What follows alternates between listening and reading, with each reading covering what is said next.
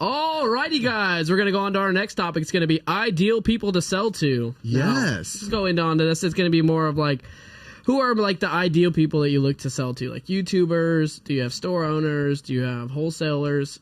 Here's the easy. It might be easier way. What makes you the most money? The ideal person to sell to is the end user. I mean, that's going to be the best. So when you're at the swap meets or on eBay or whatever it is, where do you sense the majority of your sales coming from? The internet. eBay.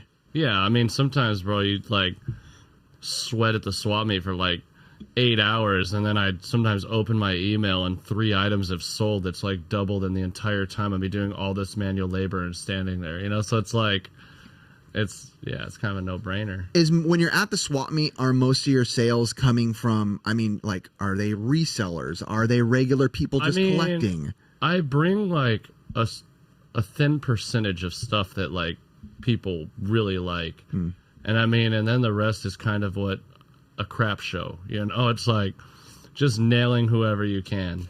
Just like, you know, it's like you leave, Respect the wax. I mean, dude, you know, somebody like the most beautiful thing about selling this way is like, well, you know, when you've all done professional shows of like a collectible show, you know, somebody's got your sealed Mario 3 and you're like, oh man, I can't do it, bro. It's just too cheap, and it burns your soul while you're selling it. Dude, when somebody holds up an extension cord, and I'm like, $10, and they're like, will you take 7? I'm like, yep. You know what I mean? There is no soul pain at all. It's like, oh, you want to buy used toenail clippers? All right, $1, thank you. You know, think about it, bro. It's the most painless way to make money. Like just not giving a flying poop. Got it. So we're offering too much, Ricky. We really are, dude. Dude, I mean, no, I mean, you know, on the good days, you got it nailed. Don't even open that door. You can retract it all. I can retract. You're like, you got your buyers right here. Yeah, I don't care, bro. I mean, they're buyers, but it is what it is, you know? It's like if the shoe fit, wears it. Nice merchandise, nice price. So I know you said you make more money, obviously, online. At the swap meet, can you recall, like, some of that, like, what maybe one of the biggest paydays was, in air quotes, at a swap meet? Like, you went home with total sales, and you're like, wow, I can't believe today I just walked away with at a swap meet. I mean, I've broke some double-digit days, you know? Okay, at swaps. Not at Golden West specifically, but, I mean, in a certain show settings, I've had some, like, crazy days, yeah. I mean, it's like, but not... That's when you bring the heat, though. You know, it's like your customers is like how you build a day. Because, you know, in my brain, I spent so many thousands on this. And, like, I build these little packages. So, like, you guys could be like a piece of a puzzle for, like, a few other people. You know, I got multiple pixel guys, you know. I got different groups. How dare you? Yeah, you know, but it's a different for a different seat. Got it. So it's like, you know, I have this person that like, oh, okay, I know that they'll buy $300 of this category. So I'm going to build them a little package, you know, when they come over, be like, hey, you know, I got this for you. I'm not going to let anybody else look. Here's your stuff. That better be us you're talking about. I mean, you know, I got a few. Okay. Are there higher end, like, do guys like us, like, that you sell to? Like, you got like a pixel guy that's like 1,000 or 2,000? Oh yeah, no, I got some crazy guys. Usually it's more private sales, so you know, like usually some of that stuff just doesn't make it out there because it's like it comes a point where it's annoying. Like you don't want, like if you have something like some nice stuff, you just don't even want people to see it because then they get the wrong idea in their head, and then like it might funk them out on all the other stuff because they're like, wow, there's this something good, but we can only buy this, and you're like, you know, you want to make them think they're getting the best pick of the litter. You know what I mean? Got it. Now, would you say, like, who has, like, over time been, like, ideally the cheapest, like, buyers that you've had? Oh, like, dude, I don't... Like, people who pay the least. It. Like, people who pay the least. I don't... don't say the buyer, but say the cheapest. I look for nickel and diamond, dude. I mean, just speaking of Blake, I mean, I've always learned in life, you got to be really light. You can't trust gingers. But anyways... Oh, my God. By the way, for those who don't know, that's our friend on Pixel Game Squad, one of Chris's best buddies. Yeah, he is one of my... I love Blake, bro. Yeah, Blake is awesome. Yeah. You got to give him a hard time, you know? More like who pays the least for things. You've all seen the South Park episode, you know? There's a lot of true things, you know? Cartman, you kind of know what's up, dude. Dusty goes to South Park for truth. Pretty accurate, though. I mean... Plays very true. You know, they play off of what's real. Oh my gosh, I love it. I love it. What are some of like the riskiest places that you sell at? Riskiest? Yeah. Like in what way? Stuff's Like got people get stolen. We were there. there at Long Beach. Or things get broken Blake or something like had that. the hookup pants. Oh, and yeah, someone dude. took him when he put him down. Damn you, Blake. You have to remind me, bro. I still owe him at least like another like 50 here, 50 there on top of deals. He felt horrible about did. that. The The story of that. Maybe you guys can tell the story. I mean, It was just weird, bro. I mean, actually, Gingers might be more trustworthy. You know who's not trustworthy? Let's hear it, Dusty. Is more than two guys together with blue IKEA bags. That seems to be number one. Biggest reseller. That's the resellers. Bro, Blue IKEA bags is resellers. I mean, even I do a lot of Rose Bowls, I do a lot, and I've caught them multiple times where they'll come in like packs of 3. They carry these big blue bags to try to help block things, and then they, they'll like one will stand in the middle and they'll be talking, and one of them will go through first, and you'll watch them pull just like a corner on a hanger, and then the next one comes and just convenient lets it drop in the bag, and it's like they got this like whole little system, and you're like, come on, bro. Have you physically caught someone like, oh yeah, hey, stop. Dude, actually, it blew my mind because it got to a point at Rose Bowl where it's so bad, like the theft of these, I hate to say it, but it's like this younger generation now. Like, it's like, in my past time, I mean, I sold a Rose Bowl probably for 8 years, probably up to the last couple of years, there's been like an uprise of just like thieves. Yeah. And it's these young people. I don't know if like their parents don't teach them or they just don't have no morals. It's like, in my world, I'm like, dude, grow some balls and go steal from Walmart. You know what I mean? Like, most of the people out here are like people that are like, we went and found this stuff, we worked for it, we paid with it for our money, and then you're going to come like steal it from somebody who's like a hardworking person. Yep. If you want to steal, like, at least, grow a pair and just go get it from corporate America. We were literally, Yeah. the last podcast we did when you weren't here yet hasn't gone out, but we talked about, that was the main topic, was theft on the rise. It's crazy. and I experience it with my stores because we've talked about it, and I've always felt the same way. I'm like, dude, you're stealing like direct from me. Like, I'm not a Walmart. You're not a Walmart. Like, No, bro. By the way, this isn't condoning stealing from Walmart by any means. Do not steal from anywhere. You're a scumbag. We'll just call it the corporate conglomerate. Corporate, where maybe they can handle the loss a little bit more. When you're stealing like $100 shirt from you, I mean, that's a big loss. Yeah, and I mean, That's how I sometimes it's feel. like a shirt that I paid $60 for, and I'll take 80. I'm just making like a 20, But it's like crazy because sometimes you get clipped for like a few $100 or $200 items, and you're like, dang, dude, that just like chiseled into my bottom line. Like, that was kind of painful. Yeah, What have you done when you caught somebody stealing? I mean, dude, the last time I caught somebody stolen, it kind of hurt my head because it actually became a point to where like one of the guys that works with me that helps me, in his past life, he was not a good person. So he's actually like a double professional, bro. Like, for body language, like, I guess thieves and stuff, they have certain body language and certain things they do, which some of it I can't spot, but my friend's really good. So I was like, screw it. I started hiring a third guy to come to Rose Bowl with me, and I literally just buy him a beer and a bag of chips, and I say, hey, dude, just stand across the aisle and just act like you're looking at other people, like secret shopper style, and just watch. Because sometimes I can't watch everything. You get too big of a group and you have things going, and then they wait for you to turn your back. I was like, just watch from like a couple booths away. Let's just start nailing these fools, like one by. Let's embarrass them. So the first time we did this, I look over and it's these young girls, dude. I mean, just, you wouldn't even expect, just look so innocent, like they just got off the school bus. And I look over and, and it's like, it's funny how you learn, like, you can't judge any book by its cover, and you look. And then he's like, you next thing you know, I turn away and I hear him yelling, and I look over and he's like yanking like a sweater out of the girl's bag, and I'm like, you're like 14. It's like, I was gonna ask how old they were. Like, probably, like young. So it's like he was getting ready to like kind of like shove him. I was like, dude, no. Yeah, no, not even. But he was like almost like a little bit. I was like, dude, just let him go. I was like, don't touch him. Just let him go. Like, there's nothing that you can do. This is like a small amount of money.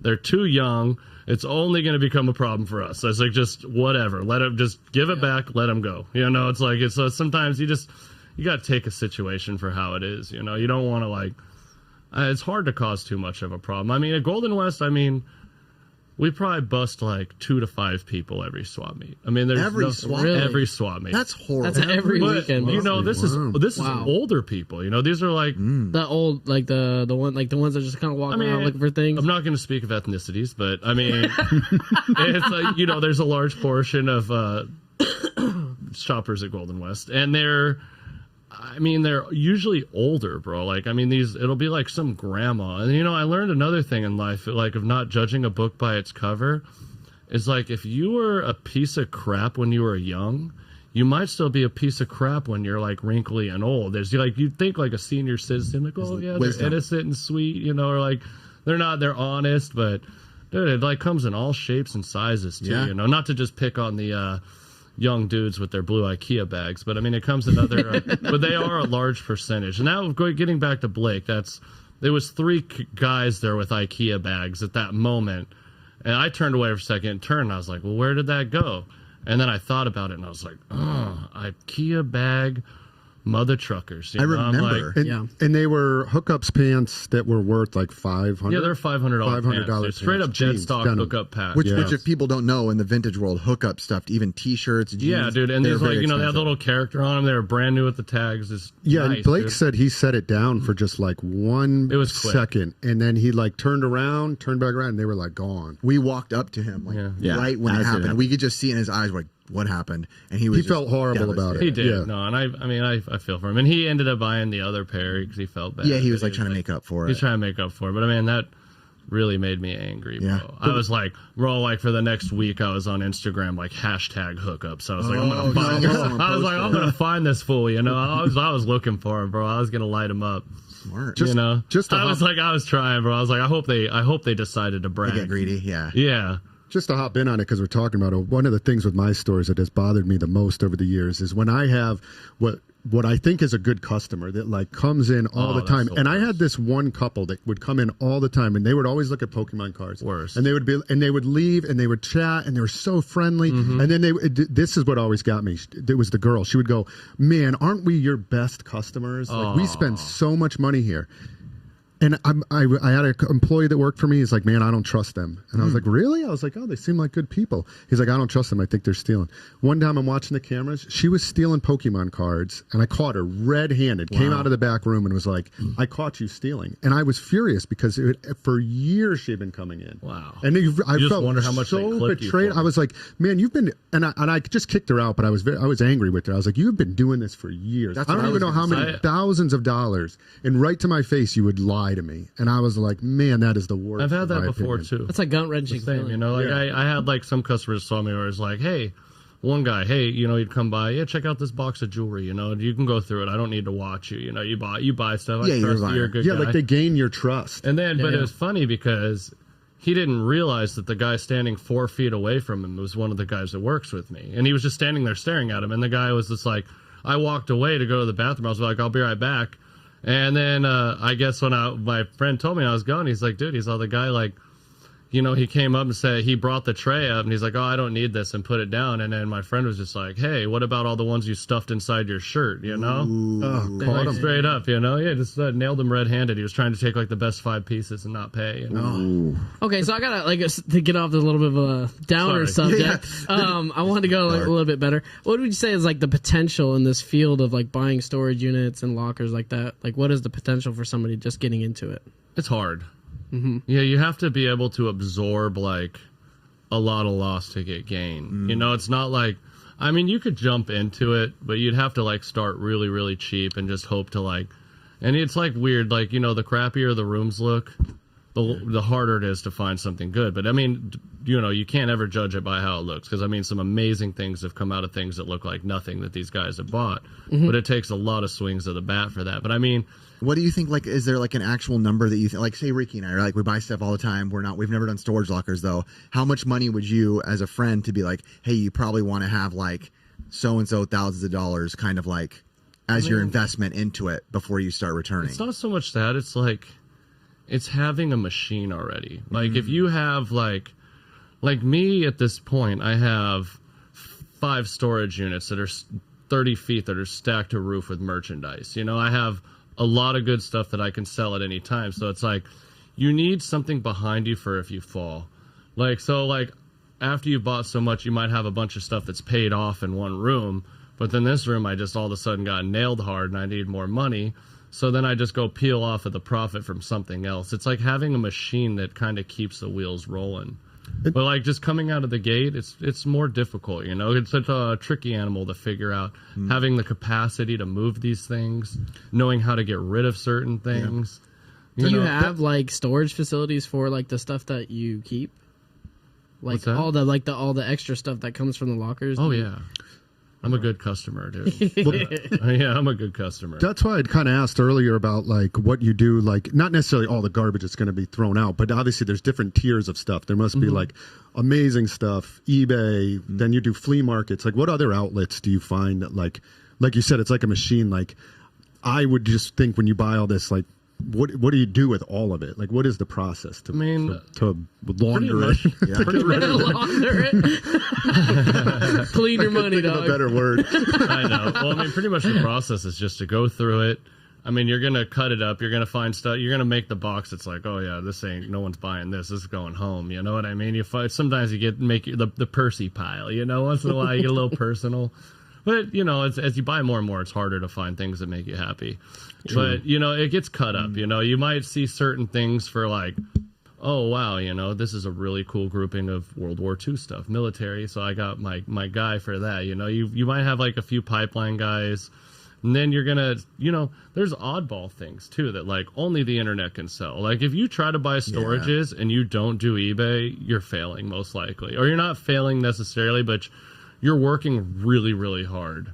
Like eBay is like, especially in today's prices of the units, how high they are, you have to like in some way, shape or form, like sell on the internet or have some really solid customers. I'm just going to jump in on that too, because I've been selling online for years now, and eBay for me, like with the rare stuff, there is certain things that I cannot sell. No. They're just never going to sell, like rare martial arts VHS for like $150. Yeah. Nobody is ever going to walk in and pay $150. I have to go to eBay. Yeah. And I mean, sometimes you put out those rare things in your store because you feel proud. You're like, oh, this is bad right here. But then after it sits there for like 2 months and not one person or 2 years. Once the dust starts building, even if it's a good item, it's like, even as a shopper, you almost think it's not a good item because mentally when you see the dust, you're like, it's just been sitting there. But you know, online you see it selling, so you almost have to, and for what you do and for what I do owning stores, I feel like you have to complement it with eBay. I do the sleeper potential test sometimes when I'm selling like Golden West, like something really random like that. You know, you'd have to almost be like have some Rain Man skills to know that it's worth money. You know, and I'll put it on the table. I kind of mixed in. I'll watch it. You know, maybe like a good $300 item, $400 item, and I'll just like calculate the ratio of how many people actually look at it and pick it up to know my odds when I go back out into the field to see like if this item is on somebody's table. Are people even going to ask about it? You know, like type. It's just weird. I don't know, but you know what? You understand. I do. I want to say I think I told you this, but I follow you on eBay. I have a few saved sellers. You're one that I follow on eBay. I love to like look at what you're listing, and I love to look at what you're selling. Because I think you have, like, as good as I am with video games and collectibles and Pokemon cards. Yeah. Like, I'll see some stuff that you list, and I'm like, I would have looked at that and just thought that was complete garbage. And you'll have it listed for like $2,000, and then I'll go back like a week later. I'm like, that's sold for $2,000, and it could be like some Asian dog trinket thing or something. Oh, I know what you're talking about. And I said, like, you sold it. I was like 600, 700. A question I have. That's weird. But I'm impressed by that. I feel like you probably, with the amount of stuff that you look at, you have to be a master and expert in a lot of different fields of what has value. Well, the talent that comes from like years growing up in a different environment, dude. Like I'm originally from Arizona, so it's like where I learned where to, like, when I started doing eBay and I learned to buy for eBay, like finding this certain stuff was hard, bro. Finding merchandise was hard. And I mean, here, like in Southern California, there's stuff coming out all the time. Every corner, there's auctions every single day. I mean, Arizona, this is a lot more slim. So, like, to learn how to survive, I mean, you just start maxing out on categories. You know, just like, and real quick, bro, it'd be like, you know, and I think it helps too. I started in a time when there was no smartphones. So, like, I would go to the swap meet and something would be really cool. And, like, it was kind of cool then because it's like something was $300. like automatically, like it was down to like 2 people that would like maybe gamble on it if nobody was there that was an expert, you know, because nobody a large majority of people are afraid to buy something if they don't know what it's worth or without their phone. So I guess maybe that's where the gambler kind of came. I used to enjoy that part of game hunting. Oh yeah, like, when we started our channel, obviously internet was around, but it wasn't prominent at all to look up stuff. And I prefer game hunting that way. Obviously now that I resell as well, I have to look up the stuff that I plan on reselling. But I enjoyed that, like taking a shot. Let's go for it. Like let's see. I learned a lot of stuff that I don't have to look up, so it maybe seems like real clean. You know, you just because I never like it like. I think it's really uneducated when people like will pick up an item and like pull out their phone in front of your face, like trying to research. Like it's like basically like saying to me when I'm selling to you, like, can I outsmart you? So like my new thing is sometimes it's like, you know, it's like I gave you a price and I'm actually really not sure, but I just gave you a price of what I roundabout of what I think it, you know, what I think is a fair price.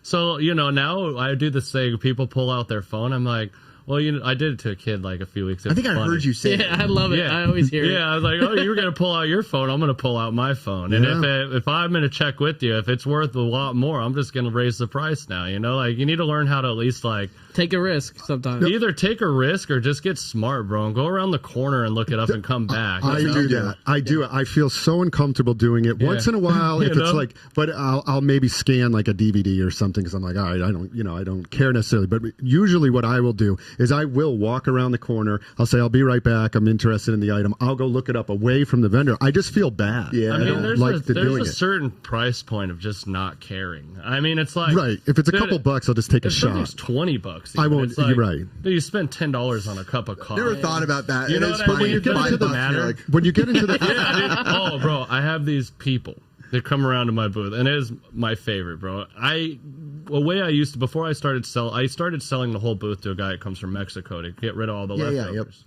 But previously, I was just like maybe at 11, 12 o'clock, I'd just go down. Everything's $1. I wouldn't care what it was, a dress or a piano, whatever's there, whatever's left. I just close my eyes and just start collecting dollars. I'd not even look at what I'm selling because I don't want to feel bad. You just want to move. And I mean, I'd have these people that would come over, bro, for $1 an item. They would literally build a pile and like they would have. I'm like, I literally told them, they don't even come to my booth anymore since this day.